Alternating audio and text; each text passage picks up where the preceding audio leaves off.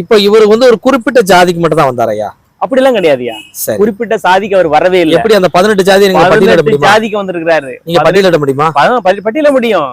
சாணான் இடையன் சாதி வணிகனுடன் நானாத காவேரி நல்ல துளுக்கற்பட்டன் சூத்திரன் பிரம்மா தோல்வாணி என்பரையன் கம்மாளன் ஈழன் கருமுறவன் வெண்பரவன் வெம்மா நாசுராணி வேகாண்டன் இடையன் சக்கிலியனோடு சாதி 18 வந்திருக்காருயா. 18 ஜாதி உள்ளவர். அந்த 18 ஜாதியுமே அதுல உயர்ந்த மனித தாழ்ந்தவன் பார்க்கவே இல்ல. அனைத்துக்கும் ஒரே நிரப்பா வந்திருக்கிறாரு. சரி, ஆமா. சரியா? இப்ப இவரை வந்து குறிப்பிட்ட இந்து மதத்துக்கு பாத்தியப்பட்டு சொல்றாங்களே, அப்படி ஒரு பாத்தியப்பட்டு சொல்லி ஏடுல இது வரைக்கும் இல்லவே இல்லையா?